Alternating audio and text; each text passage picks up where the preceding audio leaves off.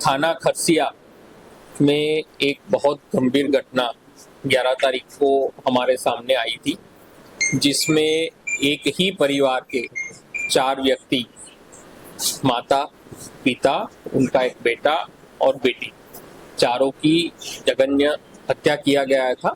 और हत्या करने के बाद शव को पीछे बाड़ी में मिट्टी और खाद से छुपा दिया गया।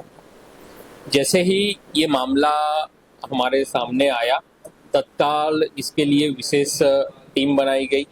मौके पे एफएसएल की टीम, डॉग स्क्वाड की टीम मौके पे पहुंचे और पूरे मामले को पतासाजी करना शुरू किए।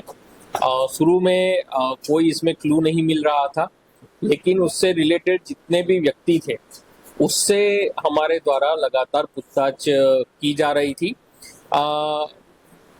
इनको अलग अलग पहलुओं को देखा गया, जैसे इसमें कोई चोरी लूट की घटना नहीं समझ में आ रही थी, क्योंकि जो महिला है उनके शरीर पे जो गहने वगैरह थे, पाँव में वो झांझर वगैरह थे, वो वही वैसे ही थे, तो चोरी या लूट की घटना नहीं लग रही थी। प्लस परिवार भी सामान्य था और जो मजदूरी करके अपना गुजारा कर रहा था।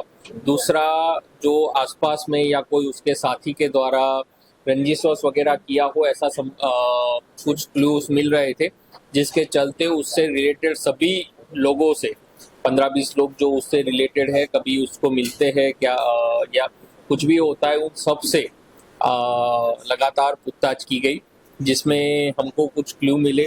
जैसे कि उसके पड़ोस में एक व्यक्ति जो रह रहा है, वो पूर्व में भी 302 का अपराध कर चुका है, हत्या का अपराध कर चुका है और करीब 6-6.5 साल जेल में रह के भी आया है।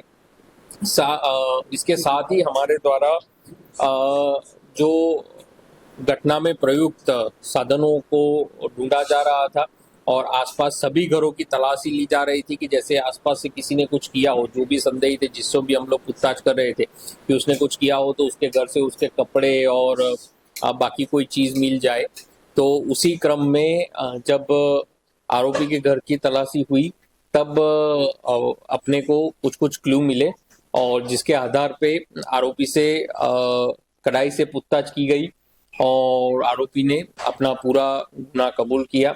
आरोपी ने कबूल किया कि उसके पड़ोसी के साथ लगातार लड़ाई झगड़ा होता रहता था और बीच बीच में विवाद चल रहा था, चाहे जमीन का विवाद हो, चाहे वो उसके बच्चे के द्वारा कुछ सामान वगैरह ले लिया हो, उसके कारण विवाद हो। और अल्टीमेट जो ट्रिगरिंग पॉइंट था, वो चरित्र शंका बना। आरोपी को जो मृतक है उसके चरित्र पे शंका थी, जिसके कारण से आरोपी ने पूरा प्लानिंग किया। पहले देख लिया कि घर में कहाँ कहाँ क्या क्या चीजें रखी होती है। उसके बाद उसने सही समय का इंतजार किया। जैसे उस दिन जो मृतक है उसने ड्रिंक वगैरह किया था, तो उसको लगा कि आज ये घटना करना आसान रहेगा। उसके बाद वो रात को 9-10 बजे के आसपास मृतक के घर में घुसा आगे और सबसे पहले जो मृतक की पत्नी है उसको उसने टंगिया से वार किया और मौत के घाट उतारा। जैसे ही ये घटना हुई, तत्काल उसके जो 2 बच्चे हैं, एक बेटा और बेटी, वो जग गए और माँ किए, जिसके कारण आरोपी ने उसके बेटा और बेटी को भी मौत के घाट उतार दिया।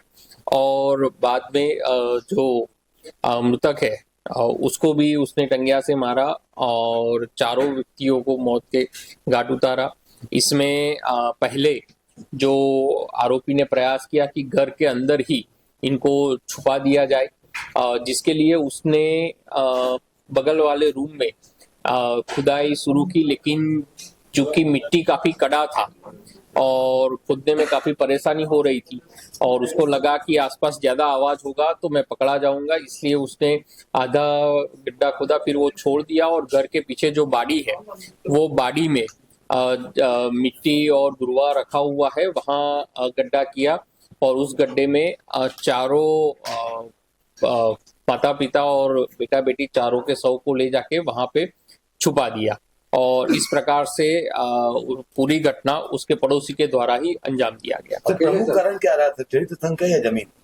चरित्र संख्या प्रमुख कारण रहा है, बाकी जो लगातार विवाद चल रहा था दोनों के बीच में वो भी मुख्य कारण है। सर चरित्र संख्या जो आप बता रहे हैं वो किसके साथ थी सर? मतलब मृतक चरित्र संख्या जो आरोपी है उसको मृतक के ऊपर थी, जिसके कारण से आरोपी ने ये घटना को अंजाम दिया। नंबर ऑफ एक्यूज दो व्यक्तियों के द्वारा ये घटना को अंजाम दिया गया है। एक जो मुख्य आरोपी है लकेश्वर और एक नाबालिग बच्चा है। सर कितने देर तक वो क्राइम करके वहाँ पर